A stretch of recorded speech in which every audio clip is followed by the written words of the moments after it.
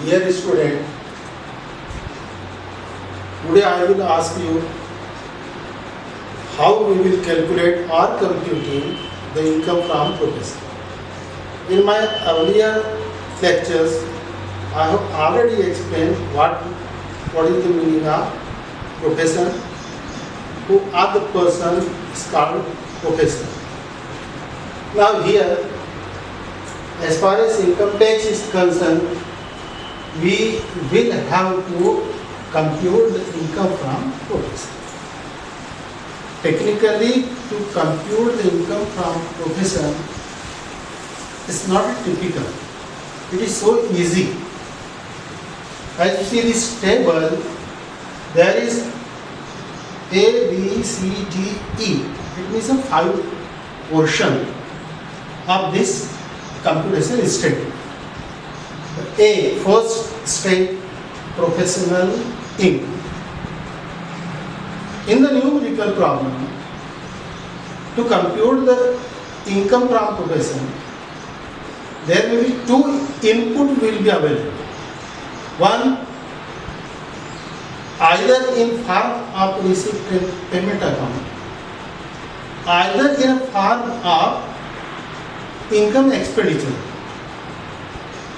As far as concerned the receipt payment account, there will be overall informations will be available what are the total receipt of a professional and what are the total payment of professional. Because the receipt payment account will not show the net income. In the other side, if you observe the income expenditure account, there may be a final result will be reflected in the form of surplus, or we can say the excess of income over expenditure or excess of expenditure over income. In a general language, what are the net income of a professional, we can ascertain on the help of income and expenditure account. But income from profession is not the reflections of that both the account, because both the statement, one is the receipt payment account, other is the income expenditure account, is an input for us, and on the basis of that statement we have to compute the income from profession. And therefore, whatsoever it may be, either receipt payment account or income and expenditure account, there will be the assembly of both professional income as well as personal income. While we want to compute the income from profession, there is a need only professional income.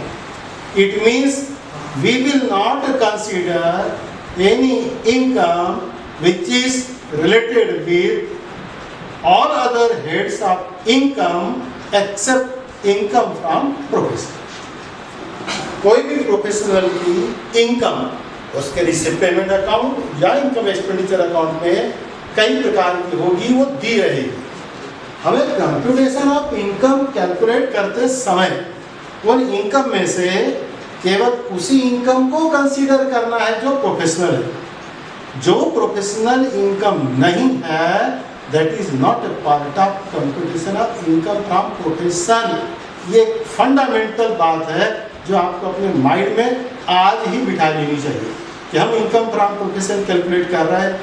भली problem के input में कई प्रकार की income दी है, लेकिन सारी income from computation का पार्ट नहीं है. इसीलिए मैं आपको ये स्टेटमेंट दिखा रहा हूँ. यहाँ से देखिए कि income only with profession will be treated as income from profession. For example, in the receipt payment account, there is the self salary, his capital income, his other sources, his house property income. Though it is an income, it is available in the income expenditure account. It is available in receipt payment account, but it is not an income from profession. Hence, at the time of calculate the income from profession, we will consider only and only income from profession. Now we come to next portion in the professional expenses. Simultaneously, जैसे अभी मैंने आपको income को बताया कि सारी income computation of income from profession में income नहीं मानी जाएगी, उसी तरह से एक्सपेंसेस भी कई प्रकार के होंगे। उन एक्सपेंसेस में से हमें उसके प्रोफेशनल एक्सपेंसेस को अलग बांटना होगा और उसके इंडिविजुअल एक्सपेंडिचर को अलग बांटना। जैसे उदाहरण दे रहा हूँ, मान लो एक वकील है, वो अपनी वकालत कर रहा है, उसने वकालत का एक ऑफिस खोला। अब ये ऑफिस वो सेपरेट किराए का मकान लेके भी खोल सकता है या अपने घर में भी एक कमरा ऑफिस का बना सकता है। अब मान के चलो कि यहाँ पर उसका एक हाउस है, उसके 4 रूम है, 4 रूम में से 3 रूम वो अपने रेसिडेंशियल पर्पस के लिए यूज कर रहा है और एक रूम के अंदर में वो अपनी वकीली का ऑफिस इस्टेब्लिश किया हुआ है। अब मान लो उसके घर का बिल आया 100 रुपए, तो ये 100 रुपए का बिल वो इनकम टैक्स को बचाने के लिए हो सकता है पूरा प्रोफेशनल एक्सपेंडिचर दिखा देगा, बट ये गलत है, क्योंकि उसको 100 रुपए जो इलेक्ट्रिक का बिल आया वो पूरे घर का आया, यानी 4 कमरों का आया। 4 कमरों में से 3 कमरे उसके खुद के रहने के काम के, एक कमरा उसका ऑफिस का है, तो 100 में से 100 4 रूम के लिए बढ़ गया, तो एक रूम का कितना आया, 100 डिवाइडेड बाय 4 25, जहाँ पर आपको उसका प्रोफेशनल एक्सपेंसेस इलेक्ट्रिक का केवल 25 रुपये। दूसरा एक एग्जाम्पल देखा, मान लो उसने कार मेंटेन करके रखा, कार का यूज वो अपने प्रोफेशन में कर रहा है, साथ ही साथ हाउस कीपिंग के भी लिए कर रहा है। ऐसा तो होता ही नहीं कि वो प्रोफेशन के लिए कार का यूज़ करेगा और घर के लिए कार का यूज़ नहीं कर रहा होगा तो बात अलग है, लेकिन दरअसल ऐसा होता नहीं। अब मान लो उसका कार का टोटल खर्चा आया 1000 रुपये और वो कार का 50% यानी 50-50 यूज़ कर रहा है पर्सनल और प्रोफेशन के लिए, तब 1000 का यहाँ पर हमको देखना होगा कि 1000 rupees is a total expenditure of car including his house expenses. तब because professional expenses are different than individual house expenses, hence अब वो 1000 रुपये का यहाँ पर केवल 50 रुपया 500 रुपये आएगा और 500 रुपया उसका डोमेस्टिक एक्सपेंसेस जाएगा। ऐसे कई प्रकार के एक्सपेंसेस होंगे। तो मान लो थोड़े देर के लिए उसने अपने मकान को बनाने के लिए लोन लिया और लोन को बारोड करने के लिए उसने दलाल को दलाली दे दिया। अब यहाँ दलाली ये एक्सपेंडिचर में उसने दिखा दिया। अब मुद्दे की बात यह है कि लोन उसने काय के लिए दिया, अपने इंडिविजुअल काम के लिए, तो उसकी दलाली क्या उसका प्रोफेशनल खर्चा माना जाएगा क्या?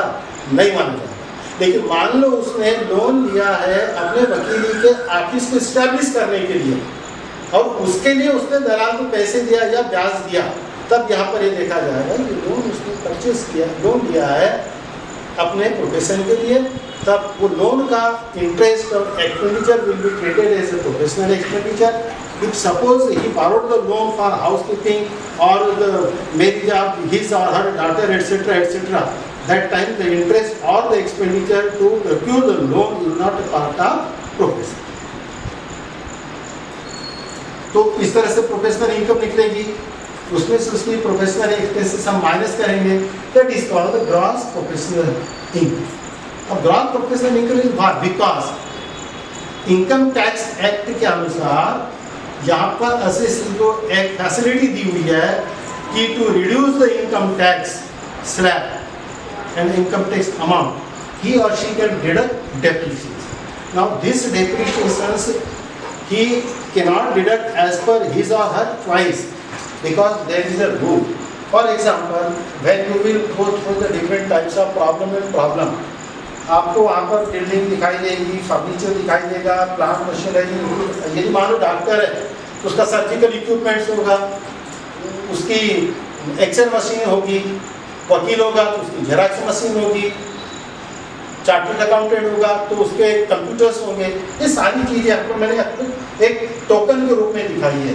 जो बिल्डिंग फर्नीचर है तो 10% डेप्रिसिएशन अलाउड है, प्लांट है, मशीनरी है, इक्विपमेंट है 15% अलाउड है, कंप्यूटर है, लैपटॉप है, लाइफ सेविंग मशीन है 40% अलाउड है, बुक्स बिकॉज उसको पढ़नी पड़ती है तो बुक्स, ये basically all these are the capital expenditure Normally, capital expenditure you will not treated as a direct professional expenses. But आपको कई किताबें ऐसी मिलेगी, आप नेट पर भी जाओगे तो वहाँ पर सिर्फ दो ही पार्ट किया हुआ, professional expenses minus professional income minus professional expenses, और उसने उन सारी चीज़ों को इसमें मिला दिया है। लेकिन आपको अच्छी तरह से यदि कंपटीशंस निकालना है, उसको सही ढंग से आपको यदि पढ़ना है, तो दरअसल आप एक्सपेंडिचर को 2 पार्ट्स कीजिए। एक एक्सपेंडिचर जिसमें डेप्रिसिएशन इंक्लूड नहीं होगा, और एक उसका नेक्स्ट पार्ट आप बनाइए, उसमें जितनी भी कैपिटल असेट्स है, आपने सर उसने कार खरीदा प्रोफेशन के लिए, ओके, बट कार ये एक्सपेंडिचर नहीं है, कार असेट्स है, हाँ उसका डेप्रिसिएशन अलग है। सर उसने कंप्यूटर परचेज किया फॉर प्रोफेशन, कंप्यूटर को no doubt it is a payment, but it is not a revenue expenditure, it is a type of capital expenditure, इसलिए उसका डेप्रिसिएशन अलाउड होगा।